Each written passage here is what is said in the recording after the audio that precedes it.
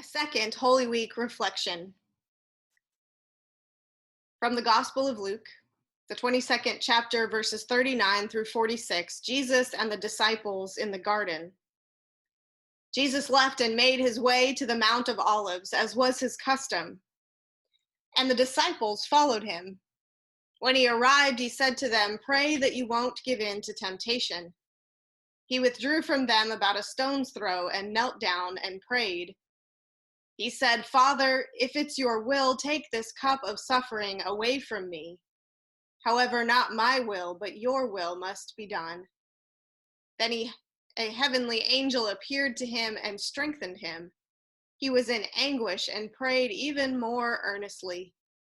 His sweat became like drops of blood falling on the ground. When he got up from praying, he went to the disciples and found them sleeping, overcome by grief. He said to them, "Why are you sleeping?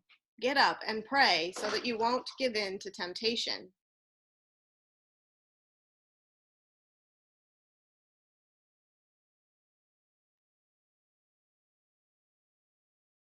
Jesus and the disciples in the garden. I wonder, as Jesus begins and ends this interaction with the disciples and his own time of prayer, encouraging them not to give in to temptation, what temptation he expected them to face. Is he talking about the temptation to fall asleep? Because clearly they give in to that one. All of the gospel accounts of this meeting in the garden include that detail, that they fall asleep. After all, it is late at night, following the Passover meal. He goes on in his prayer himself to ask God to take away the suffering that is ahead of him.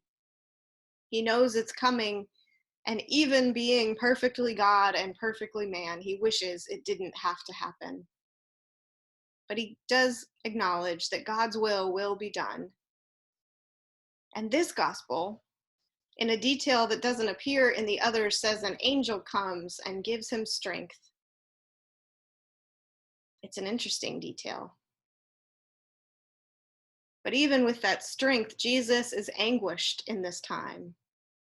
This is a difficult moment for him, and I would imagine being in that garden with his friends nearby, but both asleep physically and also still unaware of what is to come. He must have felt so alone. And so he prays to God, and even with God's help, with God's strength, he's still in pain. And he goes back to the disciples and says to them again that they should not give in to temptation. And so, friends, I wonder, what are the temptations before you in this season? Are you tempted to give in to the things that allow you to ignore what's going on in the world? To watch lots of Netflix or take lots of naps? To spend time, even with your family, doing things you enjoy so you don't have to think about what's going on in the world? These are not always bad things to do.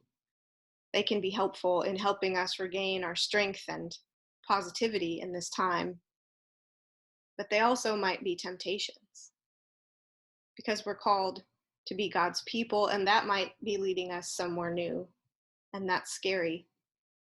Just as the disciples fall asleep in the garden, even after Jesus has told them what is to come, they fall asleep and it hurts Jesus. What other temptations might you be facing? Maybe those I listed are not the ones that you struggle with. These are strange times, and lots of things are happening. So I wonder,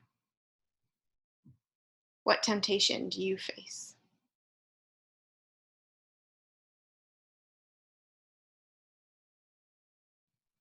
As our closing prayerful act for this reflection, we will sing "Go to Dark Gethsemane." Sing with me.